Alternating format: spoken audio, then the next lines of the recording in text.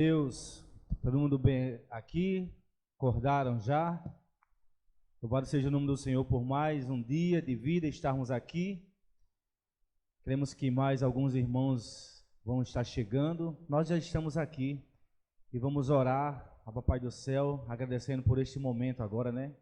É diferente também, né? Pela manhã estarmos reunidos e vamos orar.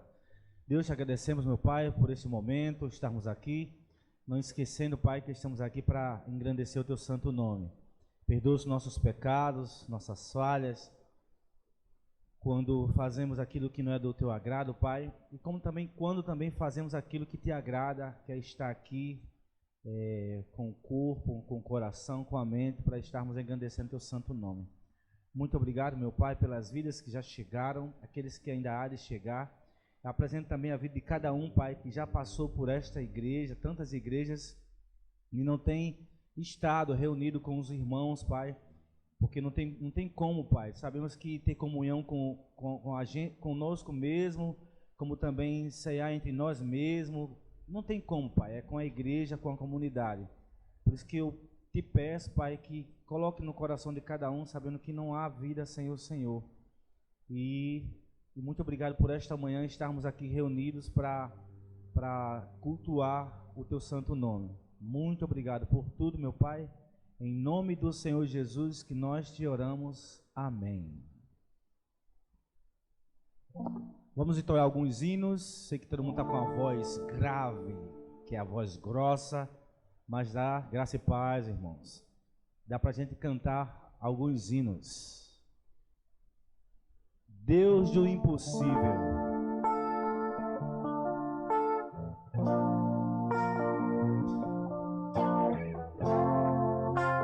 Deixa eu cantando sozinho não, viu? Quando tudo diz que não. Quando tudo diz que não, Tua voz me encoraja a prosseguir. Mais uma vez, quando tudo diz que não, ou parece que o mar não vai se abrir. Declare, sei que não, estou só, e o que dizem sobre mim não pode me frustrar.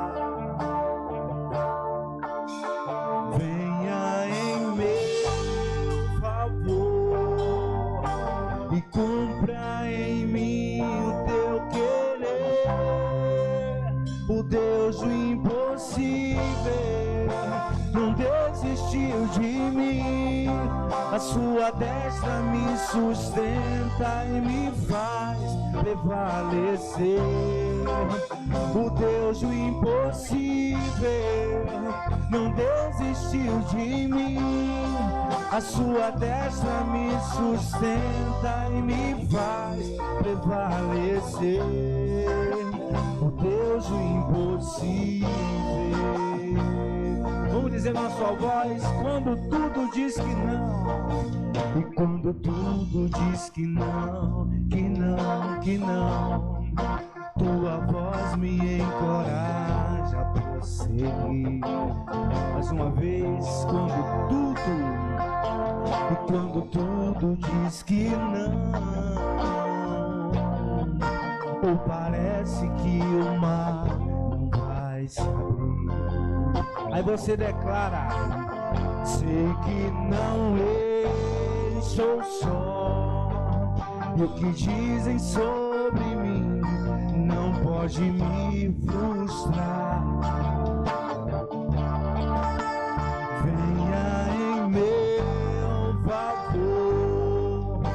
E cumpra em mim Teu querer, o Deus do impossível não desistiu de mim. A Sua destra me sustenta e me faz prevalecer. O Deus do impossível não desistiu de mim. Com aquela voz rouca da manhã, vamos cantar bonito agora. O Deus do impossível, O Deus do impossível não desistiu de mim. A sua destra me sustenta e me faz prevalecer. O Deus do impossível não desistiu de mim. A sua destra me sustenta e me faz prevalecer. O Deus do impossível.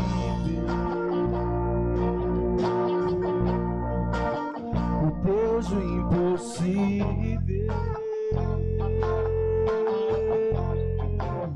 O Deus do impossível. O Deus do impossível. no Salmos 27, versículo 10, diz assim: ainda que me abandonem pai e mãe, o Senhor me acolherá. Tanto eu como eu sei que tem alguns aqui que já passaram por isso, né? Por morte, como também abandono na infância, adulto, seja por um motivo de doença, seja por muitas coisas. Mas a palavra de Deus, como diz o Deus do impossível, não desistiu de mim. Nessa manhã, Salmos 27, 10, que ainda que me abandonem, no plural, né? Abandonem pai e mãe, o Senhor me acolherá, que o Senhor cuida, né? A gente sabe que está passando muitas situações aí no nosso estado e muitas coisas vêm na nossa mente. Mas mesmo que muitas coisas aconteçam, conjecturando aqui, seja pai e mãe, seja amigos, seja pessoas da sociedade, aí mesmo que isso aconteça, Deus não nos abandonará e nos acolherá. Então nós temos que se pegar essa palavra e confiar, né? Às vezes a gente fica confiando em tantas coisas e não confia na palavra de Deus, que diz que ainda que isso venha acontecer ou aconteceu, eu estou contigo, eu te acolho, eu te sustento, eu te seguro na sua mão. Então, as circunstâncias do dia a dia nos afligem, mas não devemos se apoiar nela, não. Eu não tenho pai, não tenho mãe, me abandonar, não. É no Cristo, no Deus que nos protege, que nos acolhe. Esse que é a tônica da palavra para a gente se apegar a isso. Porque às vezes a gente fica se apegando à circunstância, achando que todo mundo vai ficar com pena da gente, mas a vida continua e a gente dá ruim, né? Mas quando a gente se confia no Deus Todo-Poderoso, ou aconteceu isso comigo, ou vem acontecer, continuo com Deus, que Ele é comigo, e como diz a palavra, Ele vai me acolher, Ele vai me segurar, vai me ajudar. Oremos. Jesus, obrigado, meu Pai. O Deus do impossível, Pai, não desistiu de nós, de você que está aqui. E mesmo que pai e mãe venham nos abandonar por circunstância do dia a dia, ou por problemas familiares, Pai, não estou falando com meus familiares, com meu pai, com minha mãe, algo parecido, mesmo que isso venha acontecer, o Senhor está conosco. E a circunstância do dia a dia, Pai, percas sociais, percas de amizades, tantas coisas, Pai, mesmo que isso venha acontecer, venha sobre nós, o Senhor está conosco.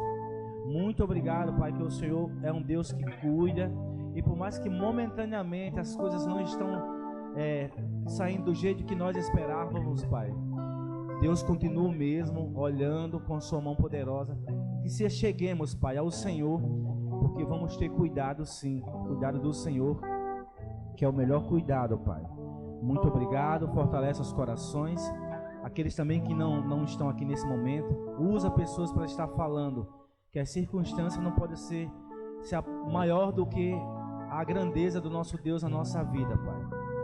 E fortalece cada coração agora, Pai, que as dificuldades não venham nos apoiar nela, achando que isso vai nos fortalecer, que não vai, Pai. O que nos fortalece é o Senhor, é a confiança no Senhor, é dizer que temos um Deus que cuida da gente. E por mais que momentaneamente muitas coisas tenham acontecido na vida de cada irmão que está aqui, Pai, que creiamos que Deus continua no controle de toda a nossa vida. Basta nós se colocarmos diante dele, adorar, obedecer, que as coisas começam a se consertar, Pai, com o Senhor. Muito obrigado, perdoa os meus pecados, perdoa os nossos pecados, em nome de Jesus, amém. Amém.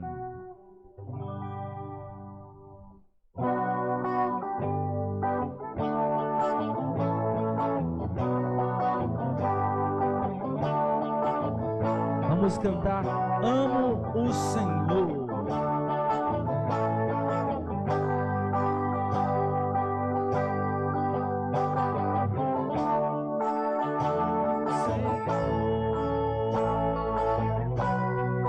Meu Salvador,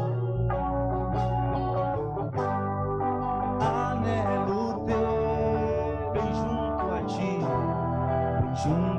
a ti, minha esperança,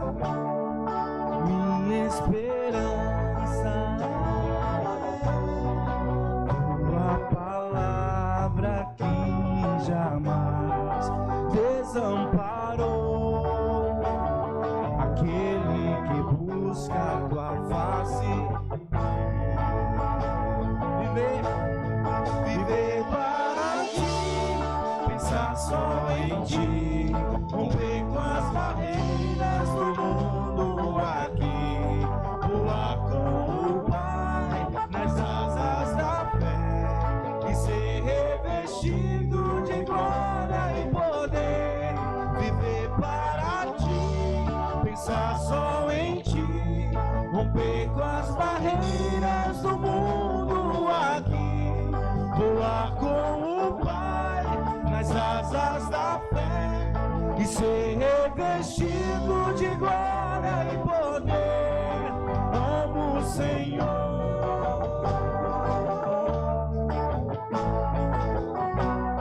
Vamos dizer mais uma vez, amo o Senhor.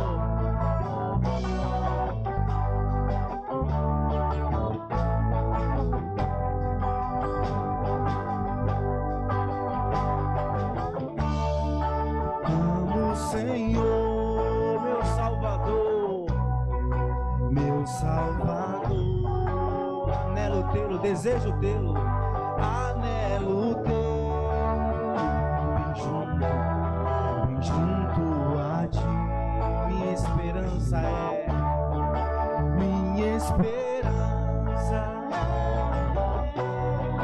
tua palavra que jamais desamparou aquele que busca.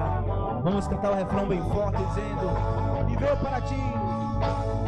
Viver para ti, pensar só em ti, romper com as barreiras do mundo aqui, com o Pai nas asas da fé e ser revestido de glória e poder. Viver para ti, pensar só em ti, romper com as barreiras do mundo aqui, voar com o Pai nas asas da fé e ser revestido de glória e poder.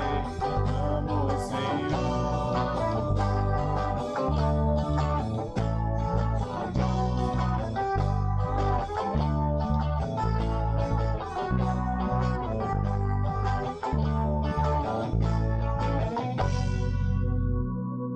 Amém. Momento de comunhão, de apertar a mão do seu irmão, abraçar. Se você está chateado com o seu irmão, momento agora de apertar a mão dele, dar um abraço. Dizer que bom, meu irmão, ver você logo cedo. A gente vai se ver só à noite, mas estamos aqui. É momento de comunhão. Estamos apertando a mão do nosso irmão. Celebre ao Rei. A alegria do Senhor é a nossa força.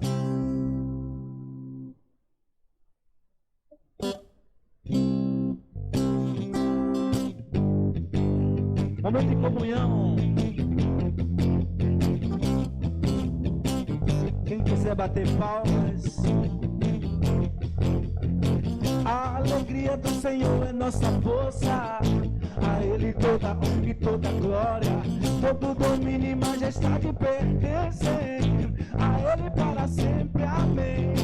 A alegria do Senhor é nossa força, a Ele toda honra e toda glória, todo domínio e majestade pertencem a Ele para sempre, amém. Celebre ao Rei, exalte ao Rei, move os céus com sua adoração. Celebre ao Rei, exalte ao Rei, adore ao Senhor. Celebre ao Rei, exalte ao Rei, move os céus com sua adoração. Celebre ao Rei, exalte ao Rei, adore ao Senhor. Na palma da mão, aperta na mão do seu irmão. Jesus te ama. Quem sabe canta conosco a alegria do Senhor. A alegria do Senhor é nossa força, a Ele toda honra e toda glória, todo domínio e majestade pertencem a Ele para sempre, amém. A alegria do Senhor é nossa força, a Ele toda honra e toda glória, todo domínio e majestade pertencem a Ele para sempre, amém. Celebre ao Rei, exalte ao Rei, move o céu com sua adoração.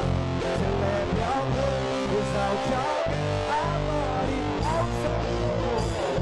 Celebre ao Rei, exalte ao Rei, move o céu com sua adoração.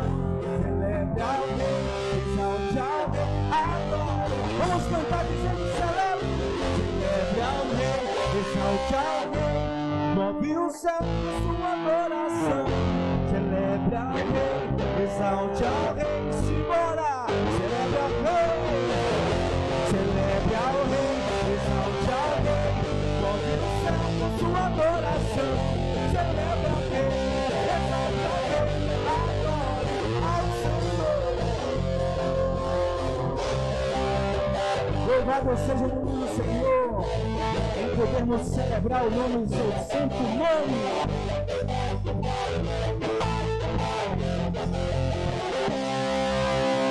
Aleluia! Momento de comunhão, momento muito importante, como todo momento, na reunião dos santos, na comunidade, em engrandecimento do nome do nosso Deus. Momento agora de dízimos e ofertas, aniversariantes e também quem trouxe os alimentos da Sacolão Solidário para estarmos depositando aqui, numa caixa que tem aqui. Nossa igreja está com o Sacolão Solidário, voltou e está sempre abençoando a vida de um irmão, de alguém da comunidade. Momento de dízimos e ofertas também.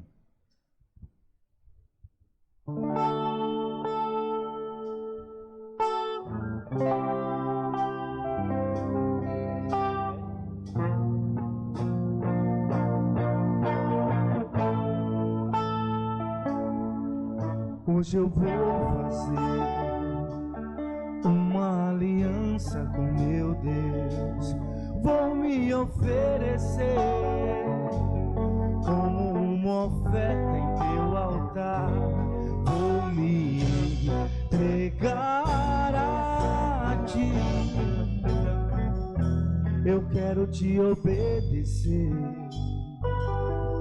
Te obedecer na cabeça. Hoje eu vou fazer uma aliança com meu Deus. Vou me oferecer como uma oferta em teu altar.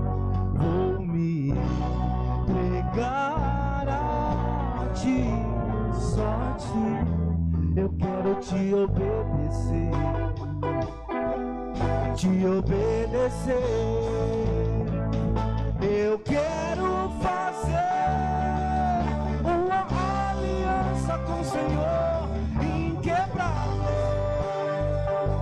e nada lá ver. Eu quero fazer uma aliança com o Senhor, meu Deus. de ser fiel até. Eu quero fazer uma aliança com o Senhor, inquebrável, inabalável. Eu quero fazer uma aliança com o Senhor, de ser fiel até o fim.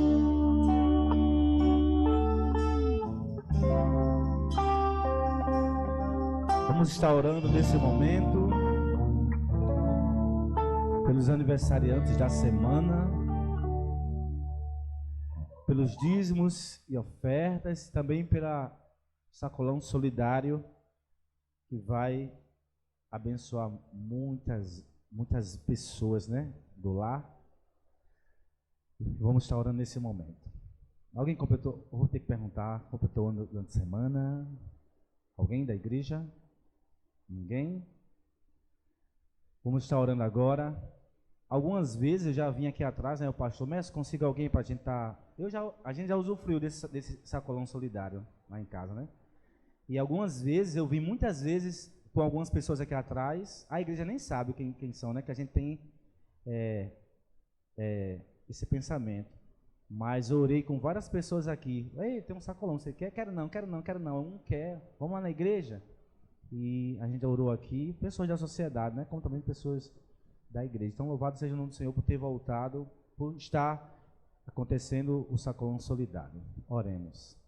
Te agradecemos, meu Pai, pelas mãos generosas, Pai, que separaram, que interagiram durante a semana para estarmos contribuindo, que vai servir, Pai, seja pessoas da nossa igreja ou alguém da sociedade, Pai. Te agradecemos, nos orienta para estar abençoando.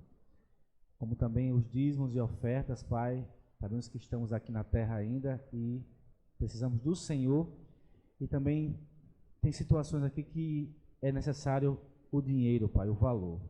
Te agradecemos pelas vidas, como também pelos aniversariantes da semana, irmãos, familiares, missionários, pastores que estão no campo, Pai, que carecem, como todos nós, de orações, fortalecimento do lado físico, espiritual, Pai, para não desistir da caminhada e seguir sempre tuas orientações.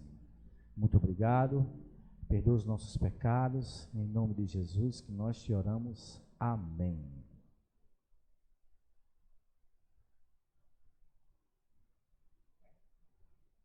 Pastor Michael Renner.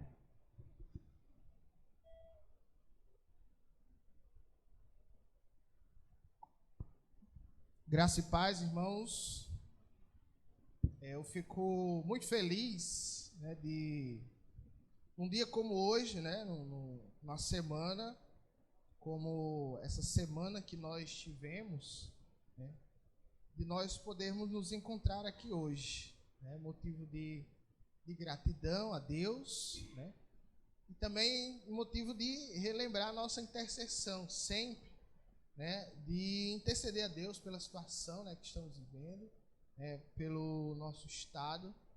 Infelizmente, né, as coisas se inverteram, né, as pessoas de bom caráter estão presas em casa, enquanto, né, as pessoas de má índole estão aí tomando conta das ruas e praticamente nada, né, pouquíssima coisa pode ser feita pela gente, né? Então esperamos que as autoridades realmente trabalhem de forma efetiva, né? E mais ainda que o nosso próprio Deus tenha misericórdia do nosso estado. Então vamos orar nesse momento mais uma vez, né? Vamos levar esse pedido de oração ao nosso Deus, né? Baixe sua cabeça, né? Ore junto comigo. Vamos agradecer a Deus por nós podermos estar aqui hoje, né? E vamos pedir pela nossa segurança e pelo nosso estado. Ó Pai amado, santo, querido Deus, Deus poderoso, maravilhoso. Obrigado, ó Pai querido, porque após uma semana complicada, após uma semana de ansiedade, medo, tensão, ó Deus querido, o Senhor nos deu a oportunidade de estarmos aqui reunidos hoje. Te agradecemos, ó Deus Pai, porque apesar do mal que assola o nosso estado, ó Deus Pai, neste momento, o Senhor nos concedeu, ó Pai, a graça de estarmos reunidos. Por isso nós te pedimos, ó Deus Pai, que o Senhor continue mantendo a nossa segurança, a nossa paz, ó Deus querido. E pedimos, ó Deus, que o Senhor tenha misericórdia do nosso estado e intervenha, ó Deus Pai, por meio das autoridades competentes, por meio do policiamento necessário, Deus querido, para que a nossa segurança seja restabelecida. Ó Pai querido, não deixa que o medo, ó Deus, que a ansiedade tome conta dos nossos corações e nos façam enfraquecer, esmorecer, Deus Pai, ou mesmo duvidar do Senhor, da nossa fé, ó Deus Pai, da nossa caminhada. Ó Pai amado, cuida de cada um de nós, das nossas famílias, em nome de Jesus, amém. Irmãos, se a situação nos permitir, esta semana estaremos de volta com as nossas atividades. A semana agora que passou não conseguimos fazer nossas atividades programadas, mas se o nosso Deus nos abençoar, quarta-feira teremos escola bíblica, continuando na temática sobre discipulado, o que é discipulado e como nós podemos ajudar outras pessoas na caminhada com Cristo. Lembrando que esse é o foco da nossa igreja neste momento, neste início de ano, e também será no decorrer do ano, que é trabalhar na nossa igreja a missão principal de todas as coisas, o motivo pelo qual nós estamos aqui, a missão de conduzir pessoas para Cristo e levar pessoas a adorarem a Cristo e a conhecerem a fé e o Evangelho. Então participe, venha para a nossa EBD, nós estamos aprendendo bastante coisa. E se você quer fazer parte desse movimento, quer aprender a ajudar pessoas a seguirem Cristo, participe. Sexta-feira teremos também um encontro do grupo de crescimento, que é uma reunião mais informal, onde nós podemos conversar, orar juntos, abrir o nosso coração, falar uns aos outros, orar uns pelos outros e também compartilhar aquilo que Deus tem colocado no nosso coração através da sua palavra. Toda a igreja é convidada a participar, e a trazer também um convidado. No momento estamos nos reunindo aqui na igreja ainda com um grupo maior. Então sexta-feira, 7h30, aqui na igreja. Esperamos em breve nos dividirmos e irmos para os lares. E ainda, lembrando que toda semana a igreja recebe um roteiro de estudo baseado no sermão pregado aqui no domingo.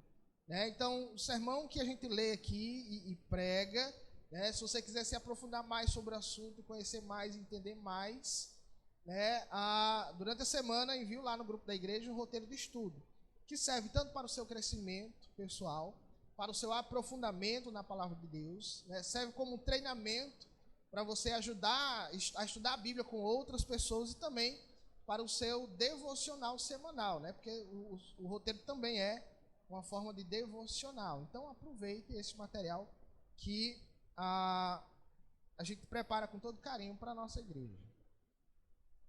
E domingo, se Deus quiser, estaremos aqui, no nosso horário normal. Qualquer alteração durante a semana nós vamos comunicando lá no grupo da igreja.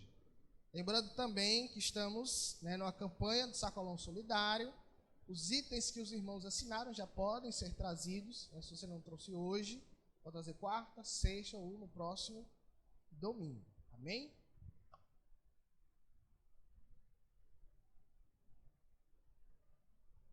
Hoje nós vamos concluir a nossa série de mensagens sobre a narrativa do Evangelho.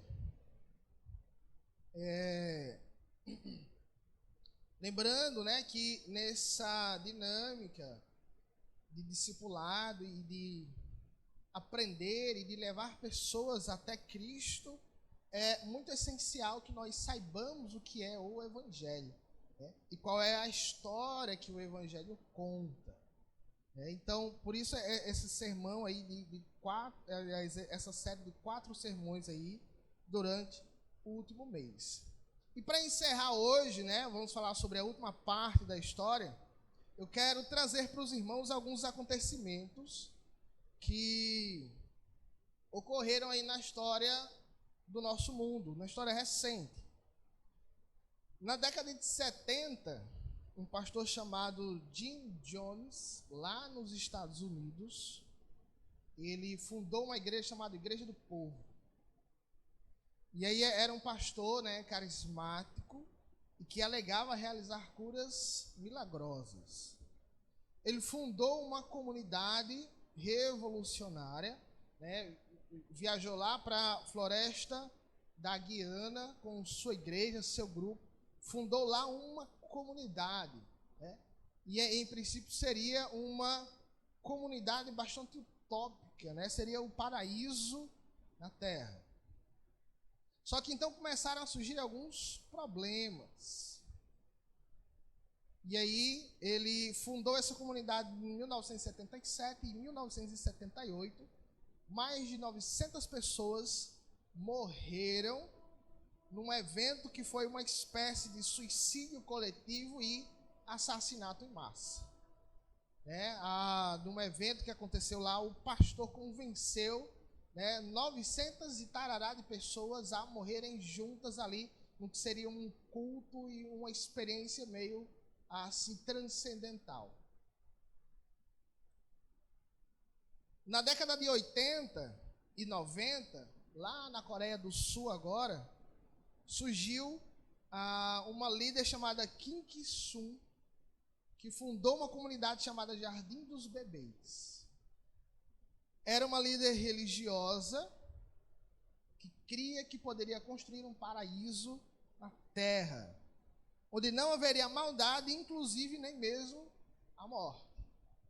Ela ensinava que para entrar no céu era preciso ser como criança, né? Todos seriam como crianças, por isso que a comunidade se chamava Jardim dos Bebês. Mas começaram a surgir na comunidade casos de espancamento, morte e escravidão. Isso é uma outra história.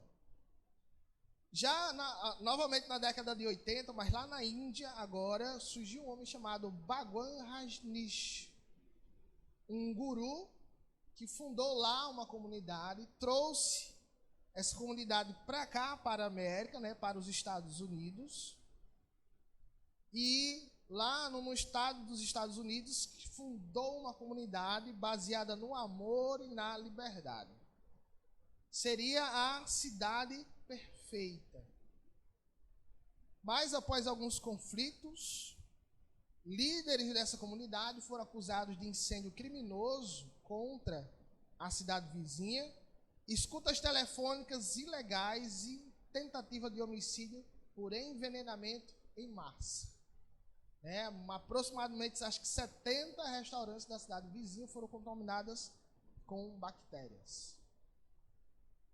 Além dessas tentativas religiosas, governos e estruturas sociais e econômicas surgem em vários momentos da história na tentativa de construir uma nação onde reina a paz e a justiça. E o que todas essas histórias têm em comum é que todas elas são tentativas humanas de instituir um paraíso na terra. Sejam tentativas religiosas, ou políticas, ou econômicas, ou sociais. Sempre surgem pessoas que tentam criar um paraíso na terra. E esse é um dos grandes anseios do coração do homem. O próprio sábio, Salomão, lá em Eclesiastes, diz que Deus colocou no coração do homem um anseio pela eternidade. E E o próprio contexto em que nós vivemos, né, também nos leva a desejar uma cidade melhor, uma cidade de justiça, né, uma comunidade onde não haja o mal. O problema é que todas essas tentativas falham, e as outras tentativas que vierem após essas também falharão. Por um motivo muito simples. Todas são tentativas humanas de superar os efeitos do pecado. Por mais que as ideias sejam boas, por mais que o começo seja interessante, né, por mais que essas histórias inicialmente sejam atraentes, todas são tentativas humanas de superar os efeitos do pecado. Quando na realidade somente Deus tem esse poder. E o seu plano para isso já está muito bem definido. E envolve 4 coisas que nós estamos aprendendo: criação, queda, redenção e consumação. Envolve a criação como modelo de todas as coisas boas. Envolve a queda ao considerar a realidade do pecado no mundo em que nós vivemos. Se fundamenta e tem como base a redenção na morte de Cristo na cruz. E a última parte desse plano de Deus para o mundo, chamado de consumação, é a restauração de todas as coisas. E como nós vamos ver hoje no livro de Apocalipse, né, não só Apocalipse fala sobre o plano de Deus para o fim do mundo, mas toda a Bíblia aponta para esse momento. Desde que o pecado entrou na história em Gênesis 3, a história da humanidade caminha, e essa história conduzida por Deus para o seu clímax, para o ponto X da história em que o pecado será finalmente erradicado. E o momento em que Deus realizará o seu plano de forma plena, né? Em que Deus finalizará e concluirá o seu propósito original: criar um mundo e pessoas à sua imagem e semelhança, onde reina a justiça e a paz. Nós vamos ver um pouquinho sobre isso hoje em Apocalipse, capítulo 21. Abra aí sua Bíblia. Apocalipse de João, capítulo 21, versículo do 1 ao 6. João, na sua visão aí, a respeito do fim das coisas, né, no final do livro ele vê como será o fim de tudo e como será essa cidade maravilhosa onde reina a justiça e a paz. Apocalipse 21, do 1 ao 6, acompanhe aí na sua Bíblia. E eu vou ler aqui na minha versão, que diz assim: Então vi novos céus e nova terra, pois o primeiro céu e a primeira terra tinham passado, e o mar já não existia.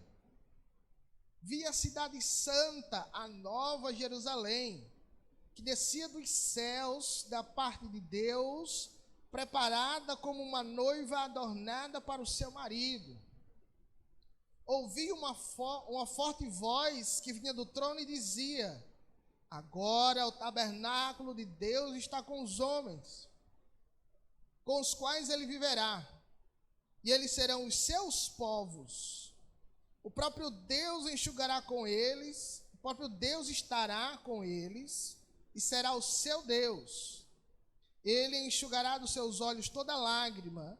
Não haverá mais morte, nem tristeza, nem choro, nem dor, pois a antiga ordem já passou. Aquele que estava sentado no trono disse: Estou fazendo novas todas as coisas. E acrescentou: Escreva isto, pois estas palavras são verdadeiras e dignas de confiança. Disse-me ainda: Está feito, eu sou o Alfa e o Ômega, o princípio e o fim. A quem tiver sede, darei de beber gratuitamente da fonte da água da vida. Irmãos, João aqui, ele vê, né, aliás, ele escreve aquilo que ele viu a respeito de como será né, o paraíso final, o destino final de Deus, né, que Deus planejou e do seu povo. E aí a gente vai ver, né, quais são as características desse paraíso, né, como é que o plano de Deus se encerra em todas as coisas. Mas o primeiro aspecto que a gente tem que observar dessa nova realidade final que nos aguarda é que antes que ela seja instaurada, é preciso que a realidade atual seja exterminada, né? Veja só, né, o versículo 21 diz assim, que o primeiro céu e a primeira terra tinham passado. O mar já não existe. O final do versículo 4 diz que a antiga ordem já passou. Ou seja, o texto dá todos os indícios de que antes que esse reino maravilhoso de Deus se estabeleça, o atual reino, ele passará. E a ideia aqui de que isso passará, né, é que todas as coisas deste mundo, que fazem parte deste mundo, deixarão de existir. Por quê? Porque a Bíblia nos diz, né, João nos diz que o mundo jaz no maligno, né, que Satanás é o príncipe deste mundo, que ele rodeia a terra buscando aqueles que possa tragar, né? Então, tudo que há na realidade do mundo atual em que nós vivemos, todo o contexto em que nós vivemos, todas as coisas ruins do mundo, pecado, morte, violência, são parte deste mundo. E tudo causado, né, pelo pecado que entrou na criação. Então, antes que o novo venha, o velho precisa deixar de existir, né? Por causa justamente do pecado, esta criação precisa ser substituída. Então, aí sim, quais são, né, os elementos dessa nova criação que Deus fará no mundo? Primeiro, né, haverá novos céus e nova terra. Como o texto diz aí, então vi novos céus e nova terra, a cidade que desce do céu para a terra, né? Então, esses novos céus e nova terra são uma realidade completamente nova. É um novo mundo sem os aspectos negativos do primeiro, né? E é a realização plena daquilo que Deus estabeleceu na sua criação. Veja só, né? A Gênesis 1 começa, no princípio Deus criou os céus e a terra. E a Apocalipse, Deus diz que o primeiro céu e a primeira terra passaram. E aí diz que Deus cria novos céus e nova terra. Ou seja, a restauração da criação, né? Contudo, né, a gente não deve entender que este mundo será exterminado, né, no sentido de que todas as coisas aqui serão destruídas, né? A ideia do texto aí, de que os céus e a terra vão passar, na verdade, é a ideia de uma renovação. Veja, a gente viu domingo passado que Romanos 8 nos diz que a própria natureza aguarda a sua redenção, né? Geme com dores de parto, aguardando a revelação dos filhos de Deus. Então, a ideia, né, da própria Bíblia é que esta criação, ela não será destruída no sentido que ela vai acabar totalmente. Mas assim como nós, os crentes, seremos restaurados, ressuscitados no novo corpo, né, a criação também ela será restaurada. E aí a gente não sabe, né, isso é um mistério, né, como será exatamente essa restauração. Que elementos exatamente desta criação passarão, né, ou que elementos permanecerão. Mas sim, será uma nova realidade, completamente diferente da realidade que nós conhecemos hoje, e muito semelhante com a realidade do jardim do Éden, né, da criação perfeita de Deus lá no início de todas as coisas. Então, o primeiro aspecto dessa nova, né, realidade da consumação do plano de Deus é que haverá novos céus e nova terra.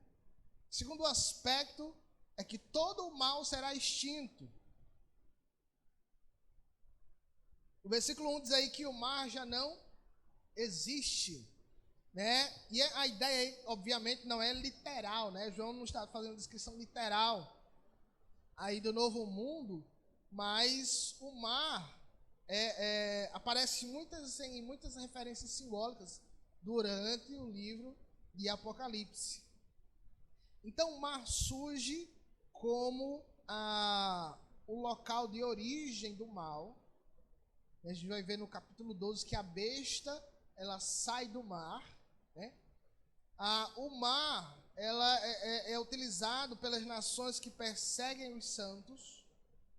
Apocalipse também vai dizer que o mar é o lugar onde os mortos são lançados, né? O mar é fonte de idolatria, né? E o mar, ele consome grande parte do mundo, assim como o mal também consome. Então, Apocalipse vai trazer essas imagens simbólicas para o mar. Então, quando João diz que o mar já não existirá mais, né, a ideia de o mar como símbolo do mal no mundo. Então, o que João nos diz é que o mal será completamente extinto. Assim como não havia mal na criação original, na nova criação também não haverá qualquer, né, indício de mal algum. Né? Todo sofrimento, toda violência, todo o mal, né, todo o pecado, todo o mau caráter que há nas pessoas, irmãos, isso tudo não é original da criação de Deus. Deus não criou isso, né? Isso, na verdade, é uma distorção na criação de Deus. Por isso que no novo mundo não haverá mais nenhum mal, né? Ele será completamente extinto. Isso é simbolizado, né? Que a gente vê nos capítulos 20, principalmente, na própria prisão de Satanás e a sua derrota de forma definitiva, né? O próprio capítulo 20, né? Ao contrário do que muita gente pensa, diz que o próprio Satanás e os seus anjos serão lançados no lago de fogo. Então, muitas vezes a gente pensa que Satanás, ele recebeu um reino chamado inferno, ele vai mandar por lá, né?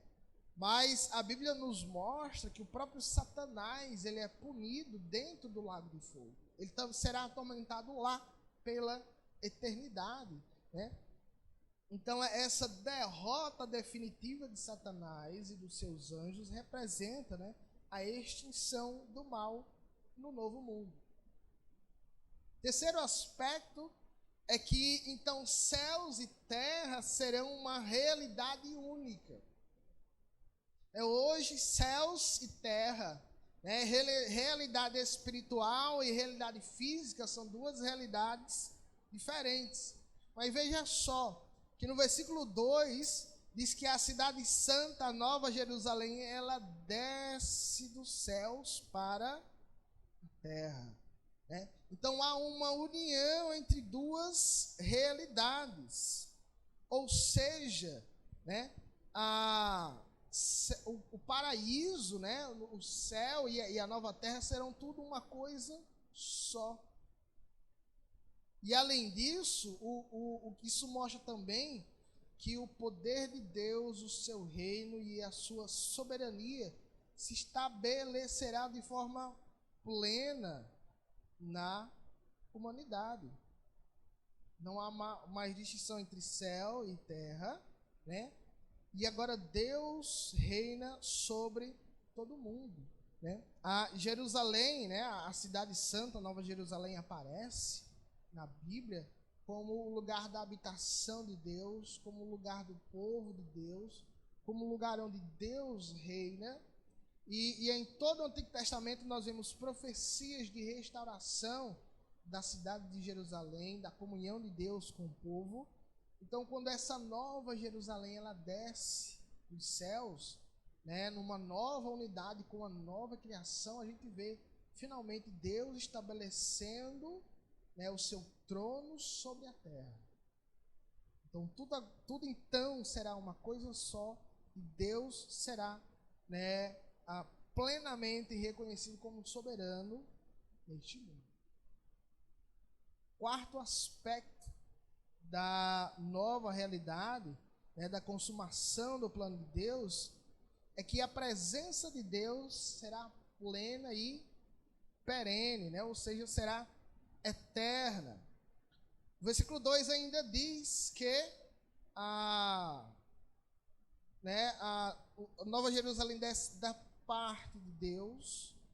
E o versículo 3 diz que agora o tabernáculo, né, de Deus está com os homens com os quais ele viverá. A ideia aí do tabernáculo e da Nova Jerusalém simboliza também a presença de Deus neste mundo. E esse é, irmãos, o aspecto principal desse texto, e de toda a história da humanidade, a forma como Deus se apresenta neste mundo. Quando Deus cria, né, o mundo, Gênesis, o jardim do Éden, o mundo é o tabernáculo de Deus, o mundo é o templo de Deus. Porque, veja só, Deus cria o homem à sua imagem e semelhança, né? Os homens são criados à imagem do Deus Criador. Os homens são chamados a adorar a Deus, né? A descansar em Deus, ou seja, o templo, né? Deus, ele passeava, né? E ele conversava com Adão lá no jardim, como a gente vê no capítulo 3. Então a criação era o templo de Deus. Depois da queda, do pecado, o homem afasta-se de Deus e o homem perde a presença de Deus. E aí a presença de Deus fica restrita a uns poucos homens durante a história inicial da igreja. Deus fala com Abraão, com Isaac, com Jacó, né, com Jó, mas ainda muito pouco. E aí então surge, né, um líder chamado Moisés, e ele cria o primeiro tabernáculo onde Deus aparece para o seu povo, mas ainda de forma muito limitada, né? Ele aparecia lá no Santo dos Santos apenas para o sumo sacerdote. Ele se manifestava lá no deserto, né, com uma nuvem durante o dia, uma coluna de fogo durante a noite e somente. E aí a gente vê, né, isso durante todo o Antigo Testamento, no tabernáculo de Moisés, no primeiro templo, no segundo templo, quando finalmente o Novo Testamento, lá em João 1, diz que Deus, ele encarna e ele resolve, né, estabelecer o seu tabernáculo através do corpo físico de Jesus Cristo, que é a manifestação plena de Deus. Então, depois de tantos anos de separação, agora Deus estava presente fisicamente na terra com o seu povo. Mas isso também de forma limitada. Jesus estava numa forma humilhada, né? Filipenses vai dizer que semelhante à forma de escravo, né, de servo, ele passou pouco mais de 30 anos na terra e logo subiu aos céus. Então agora, né, a gente tem o Espírito Santo que está conosco perenemente. Durante a igreja, durante a história da igreja, quando a igreja se reúne e em cada um de nós, mas apenas espiritualmente. E aí nós aguardamos aquele momento que será o momento em que Deus aparecerá na terra para todos. Na nova criação, a presença de Deus será plena. Veja que Deus aparece durante a história de forma limitada, né? E às vezes apenas com uma ou outra pessoa da Trindade. Primeiro o Pai aparece, depois o Filho aparece, então o Espírito Santo aparece. Mas então, na nova criação, no novos céus e terra, o texto diz que o tabernáculo de Deus está com os homens, com os quais ele viverá. Ou a ideia, no meio dos quais ele habitará. Então teremos acesso à presença plena de Deus, Pai, Filho e Espírito Santo, neste mundo, né, novo, renovado, recriado e então pela eternidade. E essa é a maior bênção, irmãos, da nova criação, do novo céus e da terra, podermos ver a Deus de forma plena. Desfrutar da presença de Deus, e não só de Deus o Pai, ou o Filho, ou o Espírito Santo, mas dos três. Né? E aí, pelo fato de os homens estarem com Deus, e Deus viver agora no meio dos homens, não haverá mais nenhum tipo de sofrimento. E essa é uma outra característica da nova realidade. Os corpos serão redimidos, não haverá mais sofrimentos físicos. Veja só o versículo 4. Enxugará dos seus olhos toda lágrima, não haverá mais morte, nem tristeza, nem choro, né? Ou seja, nada dos nossos sofrimentos mentais ou psicológicos existirão mais, e nada dos sofrimentos físicos, principalmente a morte, existirá mais, porque então estaremos juntos com Deus. O texto diz que é Ele que enxugará dos olhos toda lágrima. Então, o fato de estarmos tão perto de Deus, que é a vida, que é a fonte da alegria, do prazer, da satisfação, né, possibilitará que não haja mais no mundo nenhum tipo de dor, nem sofrimento, nem morte. Os homens, né, a nossa humanidade tem esse desejo, né, de chegar a esse estado onde o homem não sofre mais, onde a sociedade ela é perfeita e onde os homens podem viver o tempo que quiserem. E por mais que haja alguma tentativa e alguma espécie de progressão nessa área, mas o homem nunca vai chegar no objetivo máximo dessas coisas. Porque tudo isso só é possível com a presença plena de Deus neste mundo. E aí o restante da Bíblia fala muito sobre isso também. 1 Coríntios capítulo 15, ele fala só sobre isso. Sobre a ressurreição, né? Quando não haverá mais morte. Quando o nosso corpo será renovado, num corpo completamente novo, glorificado, sem pecado, sem os efeitos do pecado, né? E seremos perfeitos assim como Cristo é. Né? Então, quando estivermos tão próximos de Deus, que a sua presença inunde a nossa vida, né, de forma perfeita, os nossos corpos serão redimidos. Não haverá mais dor, nem morte, nem nenhum tipo de sofrimento. Um outro aspecto dessa nova realidade, veja só aí no versículo 3, novamente.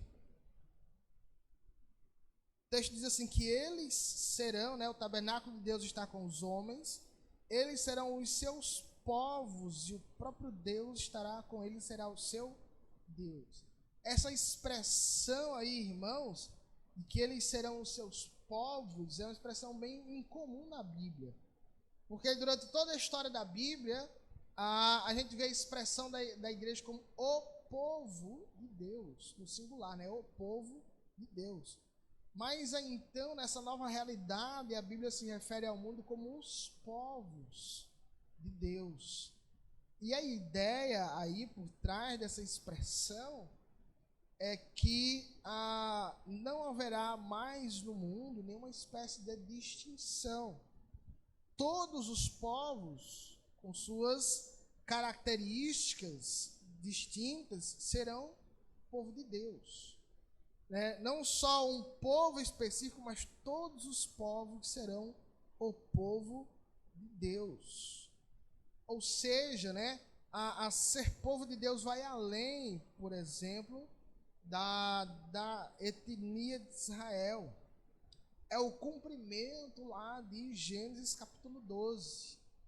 É quando Deus diz que por meio de Abraão serão abençoadas todas as famílias da terra. E a ideia de famílias aí não é família no sentido de pai e mãe, né, mas esse sentido de povos, de raças, de homens de etnias diferentes. Né? Então a promessa desde o início da Bíblia era que Deus seria o Deus de todos os povos. Então na eternidade, irmãos, todas as distinções étnicas, raciais, né, geográficas, sociais, elas desaparecerão. Todos seremos povos de Deus. E aí, né? Então veja só, essas são as características. Haverá uma nova realidade completamente diferente desta. O mal será completamente exterminado. Céus e terra serão uma só realidade, com Deus governando sobre tudo. A presença de Deus será perfeita e perene, sem distinção mais de raciais e étnias, e corpos redimidos e renovados. E aí, depois de explanar para a gente todas essas bênçãos, veja só o versículo 5 e 6. O próprio Deus, ele aparece aí então falando, né, encorajando o seu povo a esperar por isso. O texto diz: aquele que estava sentado no trono, ou seja, o próprio Deus, ele afirma isso que João escreveu: estou fazendo novas todas as coisas. Né? Faz uma alusão também ao texto que a gente viu domingo passado, 2 Coríntios 5,17. Todo aquele que está em Cristo é nova criação, as coisas antigas já passaram e tudo se faz novo. Então o próprio Deus diz: eu estou fazendo isso, estou fazendo novas todas as coisas. E escreva essas palavras, porque elas são verdadeiras e dignas de confiança. Então o próprio Deus aparece, encoraja o seu povo, diz: ó, tudo isso aqui que eu estou falando, todas essas promessas são verdadeiras e dignas de confiança. Então Deus chama então nós, os leitores aqui de Apocalipse, toda a igreja em todo o mundo, né, a confiar naquilo que ele promete sobre a consumação de todas as coisas. E essa palavra, ela é verdadeira e digna de confiança. Porque no versículo 6 diz que eu sou o alfa e o ômega, o princípio e o fim, né? Ou seja, né, alfa e ômega, princípio e fim é a mesma coisa, né? Alfa é a primeira letra do alfabeto grego e ômega é a última letra, né? Então o próprio Deus está dizendo: eu, assim como eu tenho poder para criar todas as coisas, né? Aquele poder da palavra de Deus, visto lá em Gênesis 1, criando todas as coisas, quando Deus diz: haja luz, e a luz passa a existir. Esse mesmo poder da palavra de Deus nós vemos lá no final de todas as coisas. Quando Deus fala, promete, e a sua palavra é digna de confiança, porque ele é o Todo-Poderoso, ele é o princípio antes de todas as coisas, e ele é tudo que haverá depois de todas as coisas.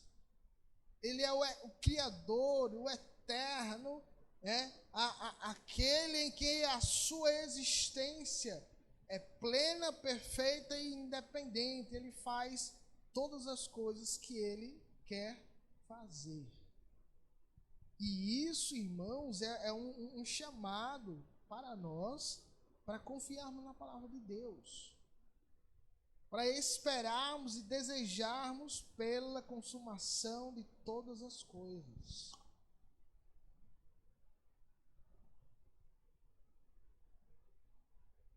Então, muitas vezes, né, a vida cristã, a gente pensa que a vida cristã se baseia no agora, né, naquilo que acontece neste mundo. Mas a vida cristã, irmãos, é um chamado a viver neste mundo com vistas ao que acontecerá no novo mundo. Tudo aquilo que nós passamos aqui, que nós vivemos aqui, não se encerra aqui e não tem o seu objetivo final neste mundo. Mas toda a vida cristã é uma caminhada que nos leva para a vida no mundo que há por vir, na nova criação de Deus, na consumação de todas as coisas. E aí, se a gente perde de vista isso, ou se a gente perde a fé nisso, ou se a gente não considera a confiabilidade da palavra de Deus sobre o fim dessas coisas, a gente falha aqui neste mundo, né? Então, o principal de tudo, a orientação de Deus, né, a exortação de Deus aqui, não é só para a gente olhar e saber o que é que vai acontecer no final de todas as coisas, mas é para a gente viver o agora, para a gente ter coragem para enfrentar o nosso dia a dia, a caminhada cristã, sabendo que há algo muito melhor para nós, sabendo que há uma esperança maravilhosa que nos aguarda na consumação de todas as coisas. E esse é o plano de Deus, né? É assim que se encerra o plano de Deus para a humanidade: criação, queda, redenção e restauração de todas as coisas. Agora veja só que maravilhoso, né? Isso aqui é um bônus, tá? Você só vai ver aqui na igreja. Brincadeira. A gente aprendeu, né, durante as semanas e no nosso grupo de crescimento, no roteiro de estudo, quais foram os efeitos do pecado no mundo. E olha só, a gente viu que o pecado afeta nossa relação com Deus, nossa relação física com o nosso corpo, nossa relação psicológica conosco, nossa relação social e nossa relação ecológica, natureza. E aí, por exemplo, com Deus, o homem foi afastado de Deus, o homem aliena-se de Deus. Fisicamente surge a morte, psicologicamente surge confusão, medo e vergonha. Socialmente surge dissensão, briga e violência. Ecologicamente surge exploração e degradação da natureza. Agora, olha só, irmãos, como o plano de Deus é perfeito. É como sua palavra é maravilhosa e realmente digna de confiança. Aqui a gente vê, né, que a presença de Deus será plena no meio dos homens. Então, aquilo, né, o efeito do pecado nos separar de Deus, agora Deus ele restaura, havendo comunhão plena. Está fazendo a ligação para ver como a Bíblia era maravilhosa, no plano de Deus era perfeito. O que a gente viu lá em Gênesis 3, né, a entrada da morte no mundo, agora Apocalipse vai dizer que a morte não mais existirá. Capítulo 20 diz que a própria morte também será lançada no lago de fogo, né? Ou seja, a morte vai morrer. Veja que coisa maluca, né? Mas o texto diz que a morte vai morrer. Terceiro, né, lá no jardim surge medo e vergonha, né? E confusão. Agora o texto vai dizer que não haverá mais choro nem tristeza. Lá na queda houve dissensão. Adão desfoi Eva, Eva desfoi a serpente, e aí confusão e briga.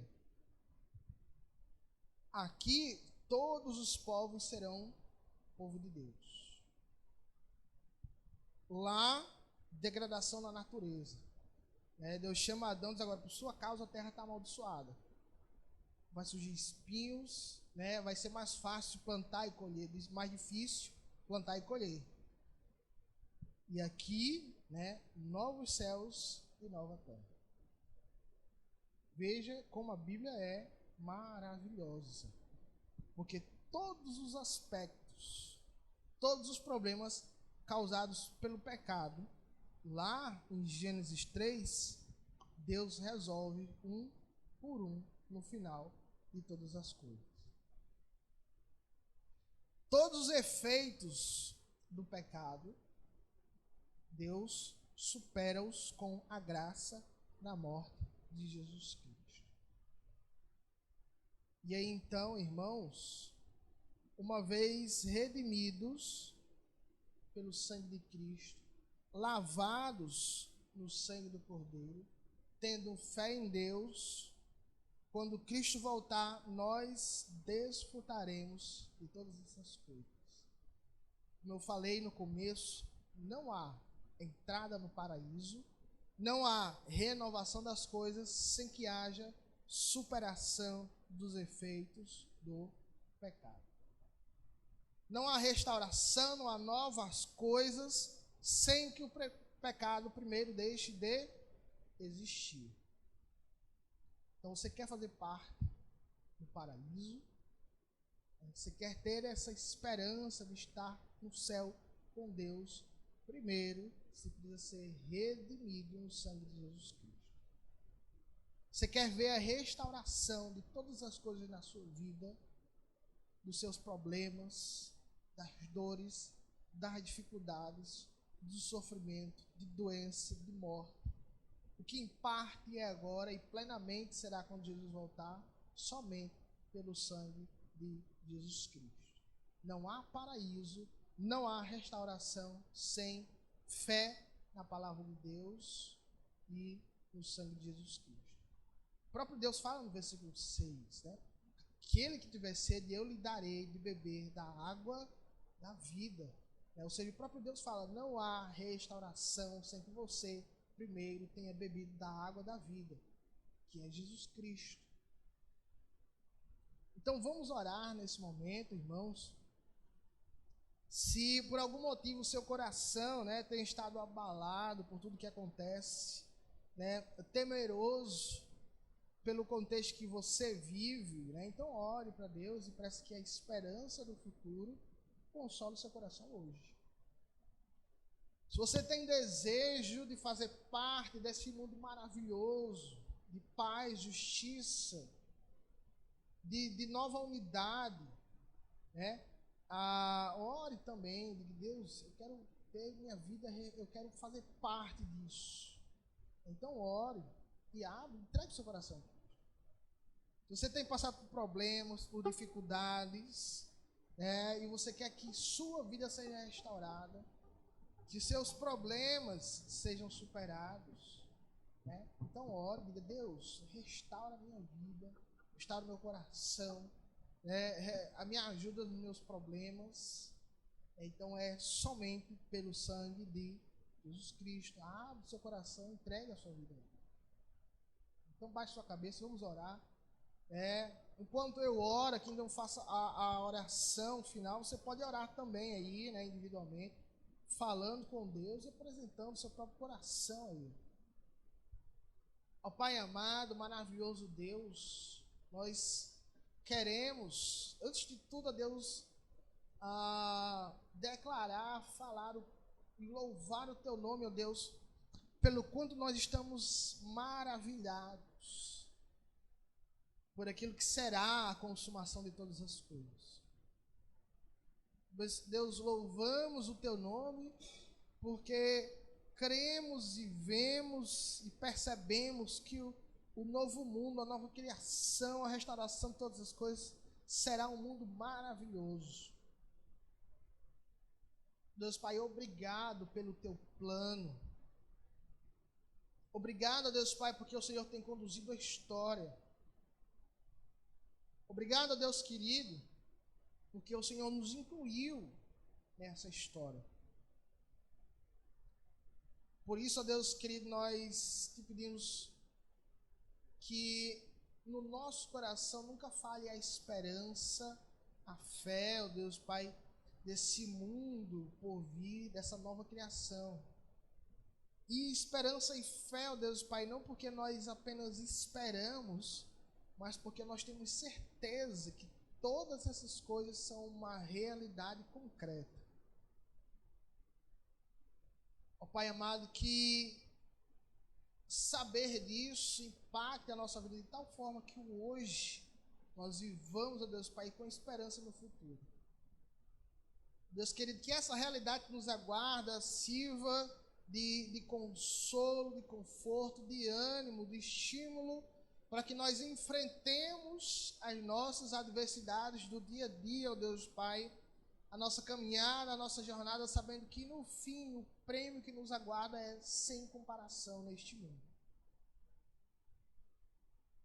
Deus querido, aqueles de nós que querem ter suas vidas restauradas, aqueles que desejam, ó Deus,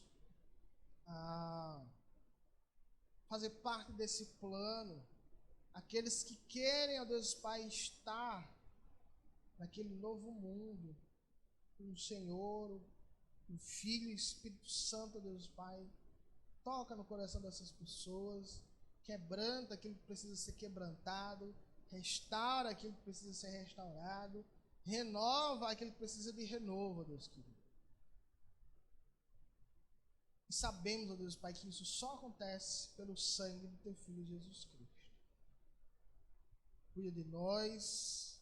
Mais uma vez nós te pedimos, tem misericórdia da nossa cidade, do nosso estado. E em nome de Jesus que nós choramos. Amém.